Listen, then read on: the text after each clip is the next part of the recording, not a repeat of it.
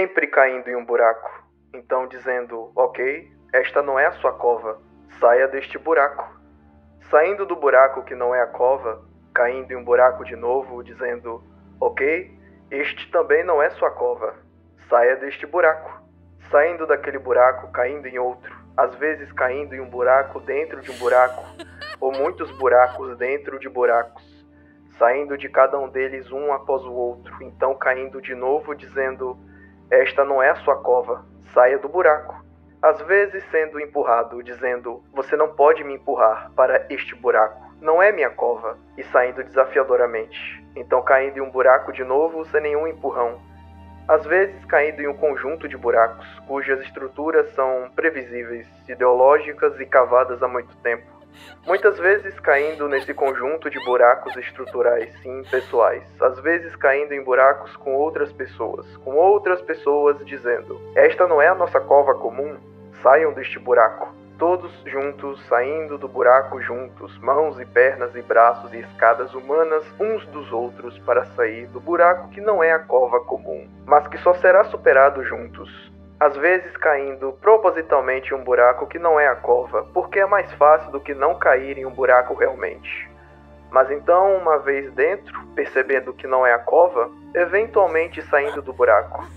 Às vezes caindo em um buraco e languendo lá por dias, semanas, meses, anos, porque embora não seja a cova, ainda é muito difícil sair. Sabendo que após este buraco há apenas outro e mais outro, às vezes observando a paisagem de buracos e desejando o buraco final de alta qualidade. Às vezes pensando em quem caiu em buracos que não são covas, mas talvez fossem melhores se fossem. Às vezes contemplando com muito ardor o buraco final enquanto tenta evitar os provisórios.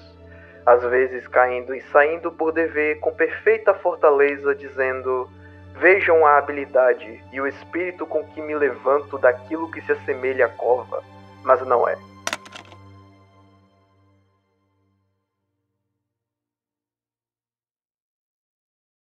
Quando nós pensamos em um demônio de Chainsaw Man, é impossível não ligar ele ao conceito, ou ao objeto de medo que deu vida a ele, já que o nome do demônio é o mesmo que do objeto. Da velhice nasce o demônio velhice, da escuridão nasce o demônio escuridão, do tanque de guerra nasce o demônio tanque de guerra e etc. Dependendo do conceito, um demônio pode ser limitado, possuindo acesso a apenas um conjunto de habilidades, como o demônio sangue, que apesar de ser extremamente poderoso, pode apenas controlar sangue. Dito isso, já foi mostrado no mangá mais de uma vez que alguns conceitos interagem ou englobam outros conceitos diferentes. O demônio guerra, por exemplo, cobre armas de fogo e outras coisas relacionadas à guerra, como tanques e derivados. E com a queda, nós podemos ver a mesma coisa acontecendo. O arco do demônio queda não é tão elogiado pelos fãs por vários motivos que não são tão relevantes para esse vídeo. Um dos motivos, contudo, vai ser tocado aqui, a caracterização do demônio queda, uma chefe francesa.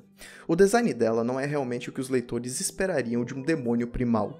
Contudo, essa caracterização pode ter sido uma escolha bem interessante por parte do Fujimoto se ele realmente pensou nela com base no conceito de queda. O que eu vou falar não é confirmado, mas é uma teoria realmente fascinante que eu encontrei que realmente explica bem essa caracterização. Essa teoria é a de que a queda da comida não preparada ou já preparada é algo trágico no mundo da gastronomia.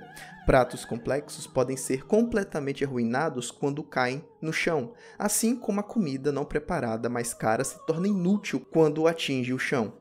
Quando você pensa sobre isso, realmente faz algum sentido o demônio queda ser uma chefe. Existe uma associação de conceitos aqui, do conceito de queda com o conceito de comida, de gastronomia. E mostraria como os demônios, apesar de surgirem de apenas um objeto ou foco de medo, ainda assim podem trazer com eles o significado de outros objetos, outros conceitos. Ou ela simplesmente prefere ser vista assim por uma questão de personalidade e comportamento. Já foi falado no mangá que certos demônios preferem usar uma forma humana, sem recorrer à possessão, sugerindo que alguns dos demônios, ou todos, possuem poderes de metamorfose, ou outra forma de conseguir mudar a sua forma sem recorrer à possessão. Prosseguindo, o que realmente foi marcante durante o arco do demônio queda foi como o conceito de queda foi usado de forma metafórica, significando a queda do indivíduo. Quanto mais eu refletia sobre o conceito de queda e como ele gera medo, eu pude perceber quão profundo e interessante é esse medo e quão aterrorizante ele é.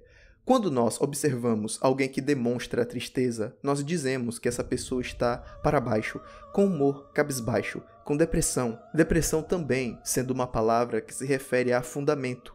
Nós, seres humanos, por uma razão filogenética e cultural, associamos baixo com infelicidade e fracasso, e até mesmo com demônios e trevas. Enquanto isso, a palavra alto está, para nós, associada com sucesso, felicidade e o divino. Existe muito a se discutir aqui. Como os medos primais são provavelmente medos derivados da evolução, é bem provável que o medo da queda seja para nossa sobrevivência, sem falar que vários outros elementos do ambiente que vivemos contribuíram para o nascimento desse medo. Cair, primeiramente, pode ser algo bem óbvio de descrever. Você está de pé e, por algum motivo inesperado, você cai.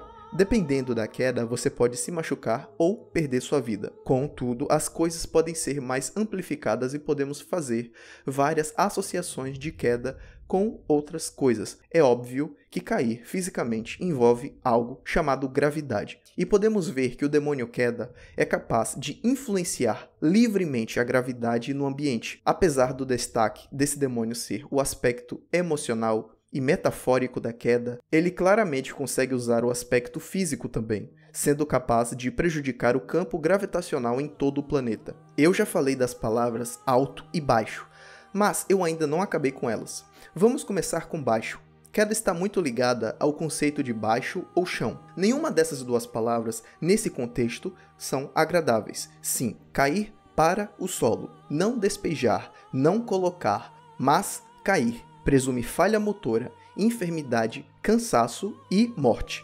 A posição elevada, de pé, no alto, indica movimento, vida, controle e saúde. Quando você está prejudicado, é mais fácil de você cair ou não se sustentar. Isso é algo acessível para as nossas mentes modernas. Contudo, isso é ainda mais pesado para os primeiros humanos, onde cair poderia significar morte. Se você está caçando ou explorando o território, cair não é uma boa ideia. Seu grupo pode abandonar você, e mesmo que não abandone, você pode sofrer pelo que te fez cair. Você pode sofrer por ser um inconveniente para as pessoas ao seu redor. Isso é uma realidade mesmo nos dias de hoje, onde apesar das civilizações não estarem em modo sobrevivência, cada um por si, em certas situações você pode observar isso.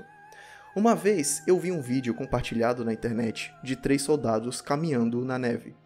3 soldados, 3 homens com histórias, cultura, comportamento, hobbies, interesses. 3 homens cansados, desmoralizados e feridos. Um deles mais do que os outros. Um desses homens, ferido por algo que não me recordo, tinha um de seus braços pendurado por um pequeno pedaço de carne ou pelo resto de seu uniforme.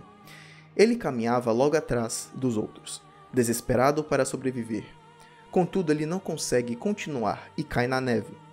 O vídeo termina logo após mostrar ele deitado na neve, indefeso e esperando de forma perturbadora o fim da linha. Em situações de sobrevivência, o ato cair é nada mais que um sinal de que as coisas não vão acabar bem. Cair é só o início dos problemas, é um sinal de algo ruim. Em outras situações, cair pode significar outras coisas, mas, no geral, essas coisas são negativas. Talvez você esteja bem com a sua vida. As coisas têm ido bem em diversas áreas. Você arranjou uma boa parceira, os amigos são poucos, mas de qualidade, e o trabalho tem sido exaustivo, mas o futuro de sua carreira parece bom. Até que em um momento aleatório, enquanto você está trocando de roupa, por exemplo, você fica tonto, enfraquecido e cai. Infelizmente para você, o tumor que começou a crescer em seu cérebro há alguns anos ficou grande o bastante para prejudicar a sua atividade cerebral de forma alarmante.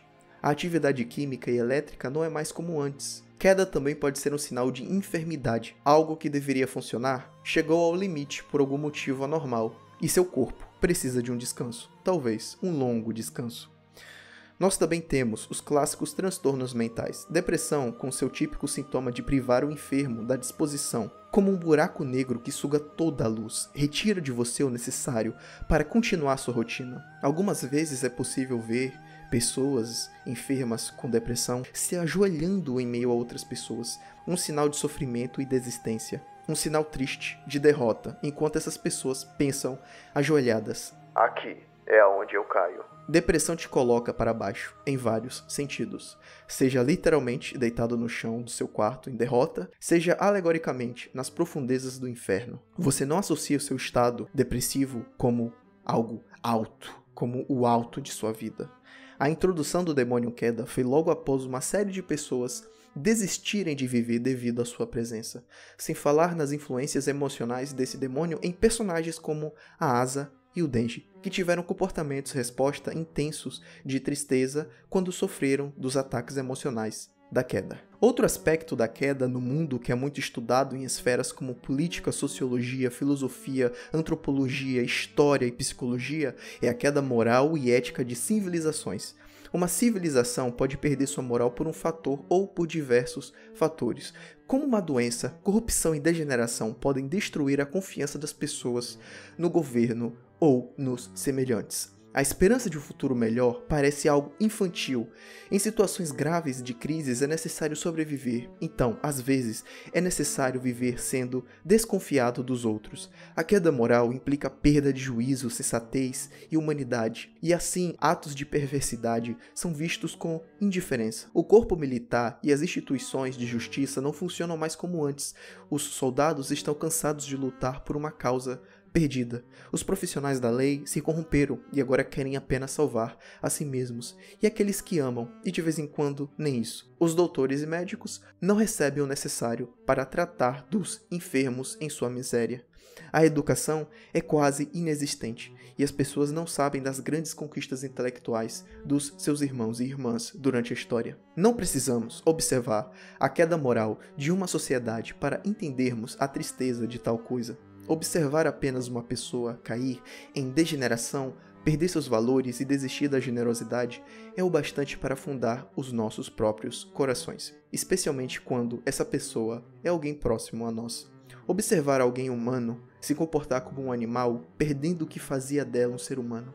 De vez em quando, esse animal é você.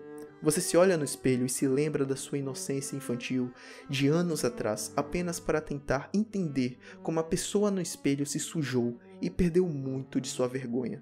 Decência escapuliu de você e agora você faz coisas que te machucam por dentro.